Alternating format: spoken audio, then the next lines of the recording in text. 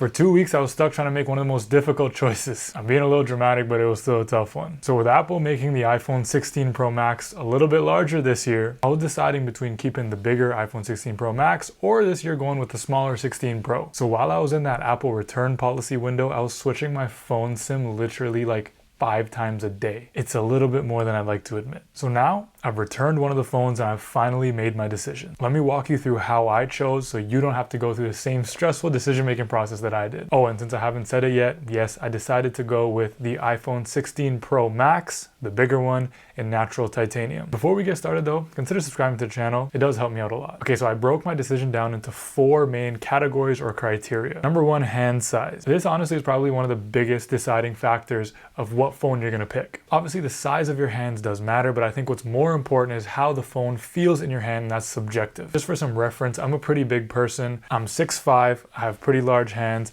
and the iPhone 16 Pro Max fits pretty naturally in my hands and it doesn't feel like it's too big. I also made a video unboxing and giving my first initial reactions to the iPhone 16 Pro Max and the iPhone 16 Pro because I wanted to know if the Pro Max felt a lot larger than my old 15 Pro Max. So if you want to check that out, it's going to be linked up here. I will say that the smaller phone definitely did feel really nice in my hand, but at the same time, it almost felt a little bit mini. It felt like a compact phone in some cases. Again, this is personal preference, but if you can hold the iPhone 16 Pro Max in your hands and it doesn't feel unwieldy or unnatural, I think that's the key. So I tested the phone in multiple locations and not just holding it standstill. Tested it in the car, tested it while on the toilet, tested it while sleeping with the phone lying over your head, so making sure that it doesn't fall on my face. You know, like the essential places you take your phone. And I ended up deciding that the larger phone was not hindering my experience. Number 2, productivity. Now you gotta ask yourself, how much real work do you do on your phone and how reliant are you on having a big screen or not having a big screen to get that work done? I can only speak to my use case, but here's what I do. I edit the captions on all my Instagram reels on CapCut on my iPhone, edit graphics on Canva, edit pictures in Lightroom, manage my business on Shopify and YouTube Studio, as well as just consume a bunch of content. And when I was using the smaller 16 Pro, I did genuinely miss the extra screen real estate. By no means was it unusable, and if you really had to get the work done, you could do it, no doubt. But to me, it just felt more comfortable,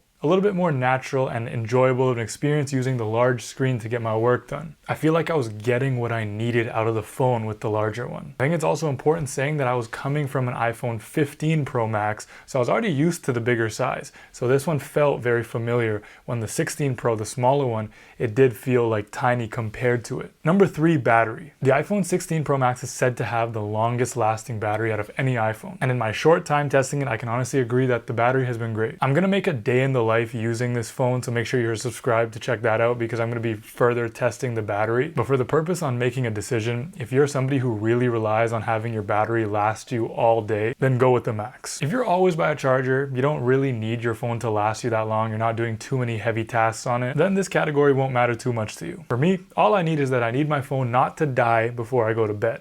And neither the Pro nor the Pro Max did that. So this wasn't the biggest deciding factor for me, but I know for some people it can be. Number 4, pockets. I'm not gonna lie, this is a real factor. It needs to be considered, and it's often overlooked by a lot of people. What kind of pockets you have and what kind of style of clothes you wear does make a difference. If you wear skinny jeans, you don't have large pockets. If you wear tights or shorts, it might make carrying the bigger iPhone 16 Pro Max a little bit more difficult in your everyday life. Like I mentioned before, I'm a pretty large person, so I normally have pretty big pockets because I just have big clothes, and they fit the iPhone 16 Pro Max no problem. I have like a few pair of gym shorts that it kind of like is a little bit tight in, but overall this is not something that I struggle with. But again, I know this could be a factor for some people, so just keep it in mind what your style's like if you're wearing skinny jeans and if you don't really mind having a big phone in your pocket. Anyway, so of those 4 categories, the 16 Pro Max checked most of the boxes for me. I will say that the 16 Pro, the smaller one, felt a little bit better in my hands. I was giving up too much screen real estate, and it wasn't to the point where I could justify going for the smaller phone. The 16 Pro Max is the winner for me. It works.